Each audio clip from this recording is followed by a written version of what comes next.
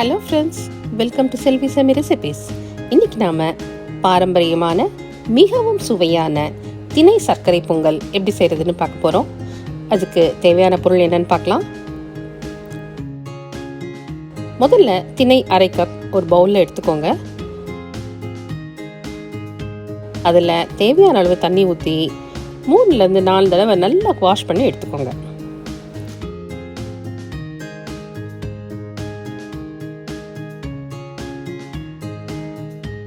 இப்போ அதில் 1 கப் தண்ணி ஊற்றி 15 நிமிஷம் ஊற வச்சுக்கோங்க.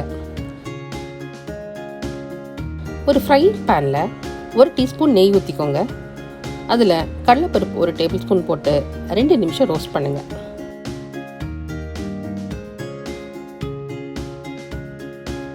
இதோட 1/4 கப் பாசிப்பருப்பு சேர்த்து வாசனை வர ரோஸ்ட் பண்ணுங்கள்.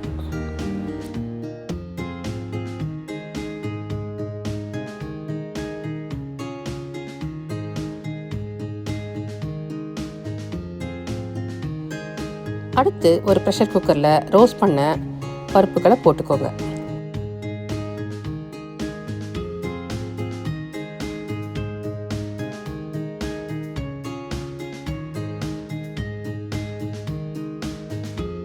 அதோட திணையும் ஊற வச்ச தண்ணியோடு சேர்த்துக்கோங்க.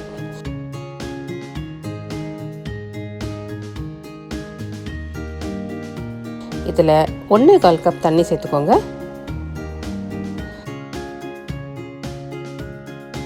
கால் டீஸ்பூன் உப்பு போட்டுக்கோங்க. ப்ரெஷர் குக்கர் மூடி வச்சு வெயிட் போட்டு 2 விசில் வச்சு வேக வச்சுக்கோங்க.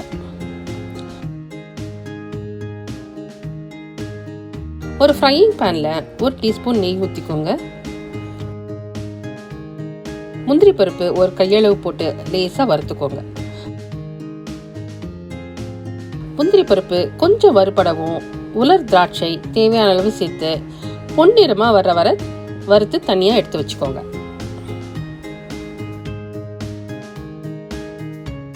குக்கரில் ப்ரெஷர் ரிலீஸ் ஆகவும் லிட் ஓப்பன் பண்ணுங்க. பாருங்க, திணையும் பருப்பும் பொங்கல் செய்கிற பதத்துக்கு நல்லா வெந்திருக்கு.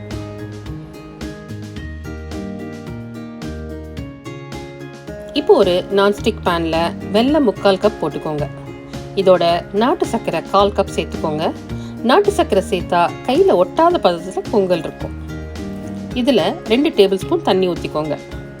இதை நல்லா மிக்ஸ் பண்ணி கரைய விடுங்க.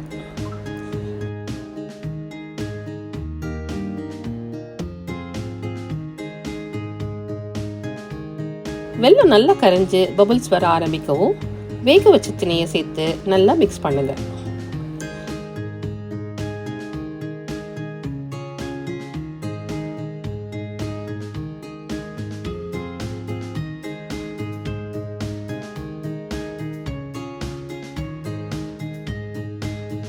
இதோட நெய் 3 டீஸ்பூன் சேர்த்து நல்லா மிக்ஸ் பண்ணுங்க.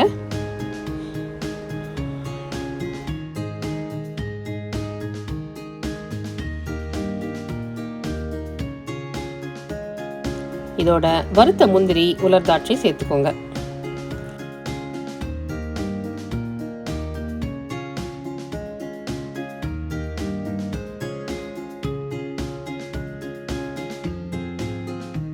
இப்போ ஏலக்காய் பொடி 1 டீஸ்பூன் சேர்த்து மிக்ஸ் பண்ணுங்க.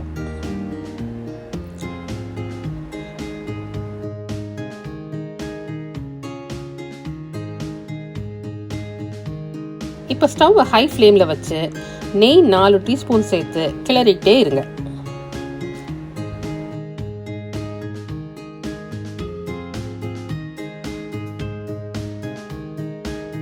ரெண்டு நிமிஷத்துல திக்காயிடும்.